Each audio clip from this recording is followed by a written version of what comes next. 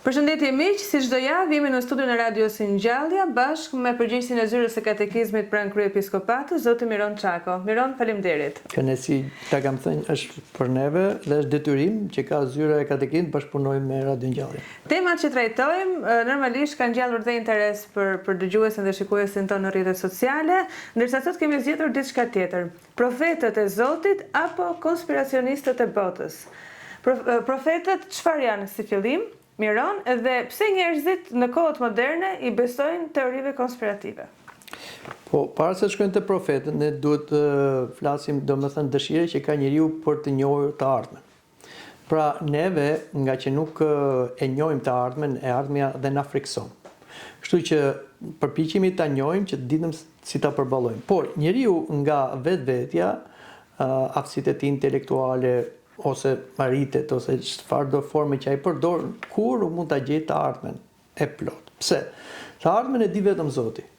Pse e di vetëm Zoti? Sepse vetëm Zoti është përtej kohës dhe hapësirës. Ne jemi qenie të krijuar brenda kohës dhe hapësirës. Jo vetëm neve, por dhe qeniet angjëllore, shpirtërore, të cilët jetojnë atë gjendje pa kohë të Zotit, edhe ato nuk e dinë të gjithë të vërtetën dhe të ardhmen. Por Zoti e di sepse Zoti është përtej kohës dhe hapësirës dhe ai vepron në dy plane që ne nuk I dallojmë dot ose si kuptojmë dot. E para, Zoti vepron në planin e përjetshëm. Është ose përtej kohës, është trashëdent, është mbi gjithçka dhe asgjë nuk e kufizon. Domethënë, duke qenë një trashëdent, ai di gjithçka që do ndodhi sikur ndodh tani. Pra te Zoti gjërat janë tani.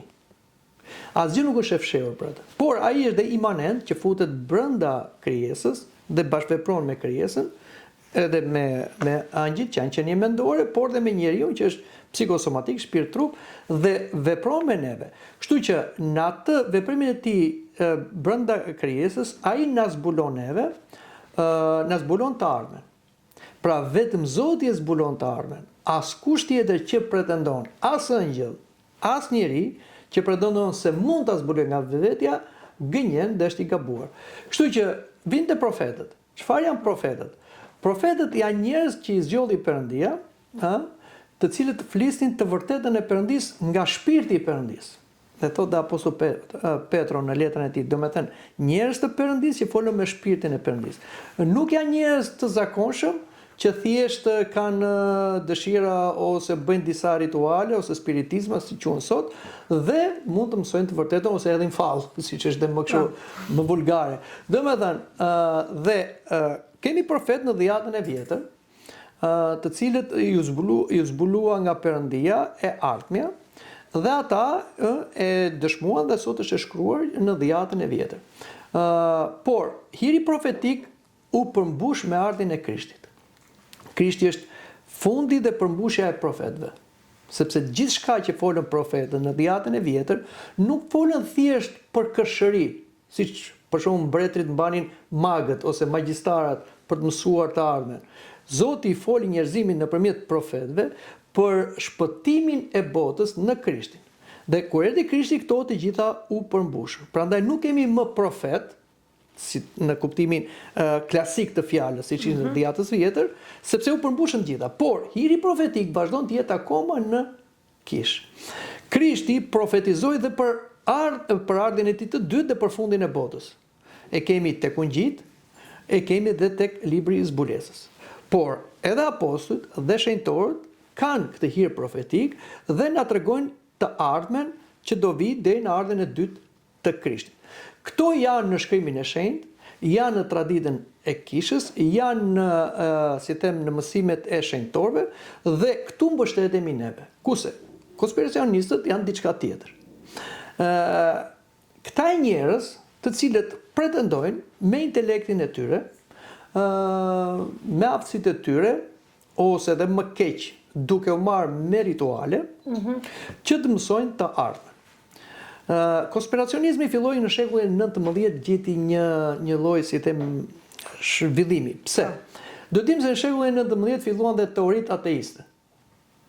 Që ishte teoria e evolucionit, domethënë që tronditi besimin teist, që është krijuar nga Zoti gjithçka që ne shohim.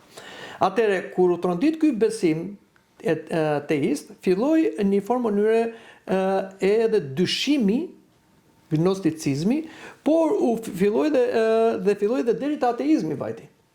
Do me thënë, kjo hapi atë, si them, tereni për zhvillimin e konspiracionizmit, pra që njerëzit tani nuk mbështeten më te shkrimi i shenjtë, po mbështeten në aftësitë e tyre intelektuale ose në ulumtimet e tyre, në fantazinë e tyre, në trillet e tyre. Dhe në shekullin e 20 kjo është prapur shumë, edhe në 20 shekullin 21 që jemi neve, dhe fatkeqësisht sot njerëzit duke pasur tendenca ateiste, pra fjala ateist do të thënë të mohosh Zotin ose të rish kundra Zotit, ose mos ta marrësh në konsiderat Zotin, janë shumë të dhënë ndaj konspiracionizmit. Dhe janë individ, janë grupime të ndryshme, janë literatura sot që qarkullojnë në botë me ide konspiracioniste që tregojnë edhe për të ardhmen, por dhe për fundin e botës e gjitha. Kemi një miksim në këto konspiracioniste. Do me thënë, ta ç'a bëjnë? Këta marrin pjesë të vërteta të zbuluara në shkrimin e shenjtë, të pagabueshme, dhe i miksojnë me zbulesa njerëzore e tjera. Dhe kështu këta bëjnë thonë gjysmë të vërteta. Këto gjysmë të vërteta janë më e keqe se një gënjeshtër. Sepse gënjeshtra, kur është gënjeshtër, ajo dallon. Po kur është e miksuar me gjysmë të vërteta, është e vështirë ta ndash të vërtetën nga gënjeshtra, dhe këto prandaj pranohen dhe nga njerëzit. Ata flasin dhe për Zotin, për shembull, konspiracionistë, po ka një Zot të tyre, nuk kanë Zotin biblik që kemi neve, dhe nuk mbështetin 100% në zbulesat ynore që janë thënë në shkrimin e shenjtë. Prandaj dallon një profet nga një konspiracionist. Profeti flet nga Zoti, konspiracionisti flet nga vetja. Problemi është se konspiracionistët flasin me aq shumë siguri, edhe neve i kemi edhe në media, dalin her pas here edhe në mediat shqiptare, dhe kanë krijuar një audiencë të gjerë dhe njerëzit kanë filluar të besojnë. Cili është qëndrimi që duhet të mbajë njeriu në këtë rast? Po. Pra, është ajo që thash që sot terreni është shumë i favorshëm për konspiracionistët, për çdo njeri që ka fantazinë e vet, lehtësitë e veta, trillet e veta, sepse ne kemi keq kuptuar demokracinë. Duke menduar se demokracia është një rend pagardhe, që çdo njeri është i lirë të shprehet, bëj atë çfarë dojë. Jo. Nuk është kjo. Por çështja është që sot njerëzit, të thash, kanë duke qenë qenie shpirtërore, duan ta dinë të ardhmen, duan ta zbulojnë të ardhmen sepse ajo i trëm dhe duan ta përballojnë, por nuk i nështrohen zbulesave hyjnore, sepse zbulesat hyjnore jepen jo thjesht për kureshtje, jepen për qortim dhe korrigjim. Dhe me thënë, Zoti kur zbulon një katastrofë që do t'i ndodhi botës, nuk e bën të fusi fobi, frikë tek turma, por i thot, juve me këtë trend, me këtë rrugtim, ju do shkoni drejt kësaj katastrofe. Dhe Zoti flet nëpërmjet profetëve që njerëzit duke parë katastrofën të kthehen. E kemi edhe tek profeti Jona. Profeti Jona u dërgua nga Zoti në Niniv. Ai nuk deshte të shkonte se dinte që Zoti ishte i mëshirshëm, që mund t'i falte Ninivitin nëse pendoheshin. Por Zoti e detyroi profetin Jona, siç kemi atë historinë që gëlltiti një peshë dhe mbas 3 ditësh e nxori në breg të Ninivës, ai shkoi dhe predikoi. Dhe vërtet Ninivët u penduan. Dhe profeti Jona u mërzit. Dhe Zoti tha, po mirë, tha, ti u mërzitet, apo mu nuk më vite keq për këtë popull, që edhe për njerëzit dhe për kafshët që janë të paditur. Pra, ndonjëherë Zoti preferon më shumë që profetin e tij, që edhe pse i ka thënë të vërtetën, në një farë mënyre të turpërohet, në thojza, mos i dali profecia kur njerëzit pendohen, pra bëhet profecia në mënyrë pedagogjike. Tani, konspiracionistët e thon profecinë e tyre në thojza, ose zbulesat e tyre, e thon për të futur ankth dhe frikë, dhe i çojnë turmat në një drejtim paditur. Se ti i thua, për shembull, do ndodh një katastrofë natyrore, do ndodh një luftë, do ndodh një kështu. Po si do shpëtojnë njerëzit? Ku do shpëtojnë? Nuk japin zgjidhje. Po nuk japin zgjidhje. Prandaj, dhe kjo është arsyeja që njerëzit tash duke mos besuar shumë në providencën hyjnore, thonë mbështetemi më shumë tek ta. Por kur mbështeten tek ta, shkojnë në rrugë qore, sepse këta të lënë mes rrugës. Asa ta vetë nuk e din. Asa ta vetë nuk e din çfarë do bëhet me veten e tyre, jo me tjerët. Prandaj, ku shkon mbas tyre ka një gjendje pasigurie, frike, ankthi dhe mbi të gjitha është në një rrugë pa krye. Dhe është një dëm shumë i madh, është një lojë e djallit. Besimtarët, çfarë duhet bëjnë përballë këtyre personave? Po, jo më ko thash është një lojë e djallit. Pse është një lojë e djallit? Do thoshti pse do ta fusim djallin gjithandej. Por prandaj erdhi biri i Perëndis që të prishi punët e djallit. Do me thënë, bota është një principat e djallit, dhe djalli quhet babai i gënjeshtrës, që do të thotë që ai e ka shpikur gënjeshtrën te vetja vet, ja tha angjëve që rrezojnë, ja tha njerëzve të parë, vazhdon ta thotë dhe e injekton gënjeshtrën. Edhe konspiracionistët janë instrumentat të djallit me dashje dhe pa dashje. Do thuash, por ato thonë dhe disa të vërteta. Por dhe djalli mund thotë disa të vërteta. Mbani mend tundimin që i bëri Krishtit. E çovi në majtë të tempullit dhe tha: "Hidhu, sepse është të shkruar", pra përmendi një profeci në shkrimin e shenjtë të psalmet, që po të rrëzohesh, po të hidhesh, ëngjëjt do të mbajnë në duar që këmba jote mos prek në gur. Pra kjo është e vërtetë. Por çfarë tha Krishti? Po nga shkrimi i shenjtë, largohu prej meje Satana, sepse është shkruar dhe kjo mos e provoko Zotin Perëndin tënd. Pra, djalli në një farë mënyre shfaqet si i vërteti.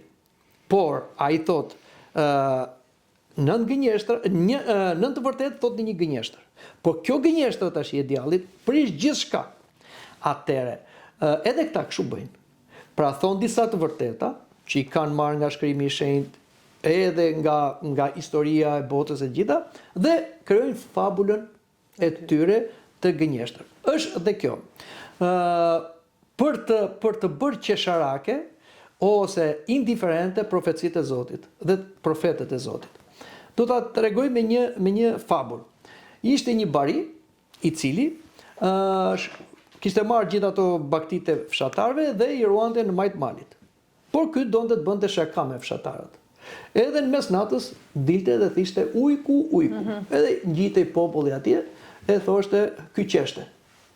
E bëri një herë, dy herë, edhe fshatarët u gënjyen, por kur erdhi për herë të tretë ujku, ky thiri, po fshatarët fjetën gjuhë se ata ky po gënjen. Dhe kur vajtën atje gjetën edhe baktit, por dhe këtë bariun të ngrënë nga ujku. Që do të thotë? Kështu vepron dhe djalli. Nxjerr këta konspiracionist ose profet të rëm, dhe thonë këto gjysmë të vërteta, që njerëzit në fillim i besojnë, por pastaj nuk ndodhin, se nuk janë të vërteta, dhe atëherë njerëzit zgënjen, dhe kur ti shkon pastaj dhe thua fjalën e Zotit, profecinë e Zotit, ai të shikon ty, mëse këta janë gjithë njësoj. Dhe kështu humbet ajo, si them, respekti dhe dëgjesa për fjalën e Zotit. Është një kurth që i bëhet njerëzimit sot për shkak të ateizmit vet, që të bjeri në konspiracion, në gënjeshtër dhe mos pranojë të vërtetën. Konspiracionistët janë njerëz mashtrues? Patjetër. Janë mashtrues të mashtruar. Të mashtruar nga kush? E para nga fryma demoniake që është e padukshme, e dyta nga egoizmi i tyre, e treta nga gjysmët të vërtetat që ata hulumtojnë në bërë. Dhe kështu që ata, si them, bëjnë vegla të ligut, madje pa ditur. Unë nuk po them që konspiracionistët janë njerëz të ligj. Nuk mund ta them. Midis tyre ka njerëz të mirë në kuptimin e mirë relative, që ata përpiqen të ndërgjegjësojnë turmat, të thonë një të vërtet, e tjera. Por, në qoftë se ajo çfarë ata thonë nuk bazohet në shkrimin e shenjtë, që është i pagabushëm, se është fjala e Zotit, çdo gjë që ata thonë është një gënjeshtër ose gjysmë gënjeshtër që e thash dhe përsëris është më keq se një gënjeshtër. Prandaj konspiracionistët janë mashtrues të mashtruar. Janë si profetët e rrem. Që kemi në po, Zoti thotë që në kohën e fundit do vinë shumë profetë të rrem. Një ndër ta unë fuz dhe konspiracionistët, të cilët janë profetë të rrem dhe gënjejnë turmat. Dhe më e keqja është kur ata, për të zbuluar të vërtetën, në thojza, futen edhe në rituale magjike. Pra në spiritizëm, për të biseduar me frymra, ose në falle, ose në rituale magjike, që t'i bëjnë këto që të zbulohet e vërteta. Për shembull Nostradamus, që sot mbahet si një nga profetët në thonjza, që gjithmonë në çdo vit na thuhen profecitë e Nostradamus. Çfarë ishte Nostradamus? Ishte një konspiracionist i asaj kohe, por më ishte edhe një spiritist. Ai merrej me rite magjike dhe nëpërmjet tyre riteve magjike ai thoshte që kishte zbulesa. Çfarë ishin këto? Ishin frymëzime diabolike që ai thoshte dhe disa gjëra ndodhin. Pse ndodhin? Do thotë, po mirë, ja, pse ndodhin? Sepse këtu futet prap skenaristi i padukshëm, që është djalli. Djalli di çfarë po ndodhin sot në botë. Dhe nëse ai të thotë çfarë po ndodh sot në Amerikë dhe ma thua ti mua tani dhe unë dëgjoj të lajmet, kjo nuk do të thotë se ti zbulove një të vërtetë. Ty të tregua një vërtet nga dikush, pa e kuptuar ti, që e shikon këtë, që është fryma demoniake, por djalli nuk zbuloi çfarë do ndodhte. Pa një ngjarje dhe e tha, por që neve duke qenë në kohë dhe në hapësirë të kufizuar nuk e shikojmë. Dhe kjo duket tani si zbulesë, nuk është zbulesë. Kuptove? Kështu veprohet edhe me këta, që këta mendojnë se po zbulojnë gjëra, por që djalli ja frymëzon, ose djalli ka dhe një përvojë shekullore me njerëzimin. Pra, ka një farë mënyrë vëdha intuitën e vet, dhe është shumë i zgjuar, por është i djallëzuar, domethënë e ka për keq atë zgjuarsinë e vet. Shikon që nga kjo mund dali kjo, nga kjo mund dali kjo, nga kjo mund dali kjo, dhe jep disa të dhëna të përgjithshme. Dhe çfarë thot sot, si spekulohet sot me profecitë e Nostradamus? Për shembull, ai thot 3 kuqe 5 bardha. Tani këto 3 kuqe 5 bardha banalizojnë, thonë që këto përshtaten për shembull me pandeminë, ose përshtaten me një katastrofë që po ndodh. Pra, sot vazhdon trilli. Dhe fatkeqësisht njerëzit bien viktima tyre, ka thënë Nostradamus. Po kush është Nostradamus? Njëri që vetë kisha në atë kohë kishte përjashtuar. Sepse ishte një heretik, ishte një profet i rrem, ishte një spiritist, ishte një magjistar. Kuptove? Prandaj edhe kur konspiracionistët merren me këto, pastaj kalojnë jo vetëm nga këshëria, dobësia njerëzore për të mësuar vërtetën nga egoja, po futen dhe rrite magjike. Pastaj këtu ndalikohet më shumë çështja. Njeriu vet nuk e ka forcën, Miron, të parashikojë. As të shohi shpirtin e tij se çfarë ka qenë më përpara. Se e di nga nisëm kur i them këto, është hapur një rrymë spiritualiste kohët e fundit, që vërtet po tërheqin shumë njerëz dhe nuk e di se ku fillon dhe ku mbaron forca e njeriut. Pra, sot fatkeqësisht, ta thash, është hapur ajo kutia e Pandorës dhe sot ka dalë çdo lloj lehitje që ishte kopsitur me ardhen e kështërimit. Këto që shfaqen sot nuk janë gjërat e janë ato çfarë besonin dhe praktikonin paganët. Kështu ishin paganët, mes këtyre mashtrimeve, mes këtyre falleve, spiritizmit e të gjitha. Por me ardhen e krishterimit, kur u katekizuan njerëzit, Evropa dhe bota, njerëzit kuptuan që ishin gabim dhe këto i hoqën. I mbyllën atë kasafortën. Por se kutia e Pandorës themi. Kutia e Pandorës thotë janë mbledhur gjitha mashtrimet, llumi në një kuti. Po pse u hap prapë kamera? U hap sepse sot jetojmë në kohën e apostazisë, mohimit të Zotit, dhe kthehemi në gjendjen pagane. Domethënë, njeriu është një qenie metafizike, ai nuk mund të jetojë dot pa atë shpirtërore. Dhe këtu është kurthi që bën Iliu. Tha, doni të merrni me gjëra shpirtërore, merrni, po jo me Zotin. Dhe të kanalizon këteja. Dhe ti mendon tani se e okay. Dhe po kanë filluar të studiojnë literaturën e vjetër, atë të ritualeve, paganizmin, magjisë, dhe ne sillin sot me kopertinë të re. E duken këto si filozofi e re, si them shoqëria woke, njerëzit e ndriçuar. Gjitha janë të vjetra, që kanë qenë të futura në që them të futura, të plurosura, por që sot po shfaqen. Dhe ky është problemi. Dhe njerëzit nga që nuk kanë dhe dije, bien viktima e këtij mashtrimi globalist sot. Është strategji kjo, është strategji që ti mbushim turmat me gjysmë të vërteta që të largohen nga e vërteta që është tek Zoti. Dhe njerëzit nuk e duan të vërtetën e plot. Se vërteta e plot është jo vetëm të mësosh të ardhmen, por të ndryshosh moralisht. Kurse njerëzit duan thjesht kërshëri. Pse për shembull njerëzit nuk shkojnë te një prift, te një atë shpirtëror, por shkojnë më shumë te një fallxhor? Sepse po të shkosh te një atë shpirtëror, ati shpirtëror do të qortoj për gabimet dhe do të thotë që kjo të ka ndodhur për shkak të këtij mëkati. Duhet të heqësh mëkatin që të zgjidhet problemi. Shkoj te një fallxhor, fallxhori nuk thotë kur ke mëkatuar. Thotë zgjidhun, thotë. Jep sa para, do të bëhet kështu, do të bëhet kështu. Dhe njerëzit shkojnë atje më shumë sepse nuk duan të korrigjohen. Është si një smur i cili ka frikë nga doktori dhe shkon te mjeku popullor. Po kur ai nuk shërohet. Miron, juve thatë që profetët shikonin, kishin hirin e Perëndis, Po. dhe ai u zonte se çfarë duhet shkruanin. A ka sot profet të rinj? Patjetër që ka. Nuk kemi profet klasik siç ishim në dhjetën e vjetër, që kemi profetët e vegjël dhe të mëdhenj. Kemi një numër të caktuar profetësh. Por hiri profetik nuk është hequr nga kisha. Dhe sot kemi shenjtorë që kanë hirin profetik. Për shembull, një ndër shenjtorët që janë me hir profetik të spikatur është Shën Kozmaj. Shën Kozmaj ka thënë shumë profeci. Dhe jo çuditërisht, po themi në mënyrë të mrekullueshme, ato janë realizuar dhe po realizohen. Kemi për shembull Shën Pais Agjoritin, i kohëve të fundit. Edhe ai ka pasur hirin e profecisë. Dhe ato çfarë ka thënë, edhe në aspektin global, po realizohen. E shumë profetë të tjerë të cilët, por çështja është duhet pasur shumë kujdes.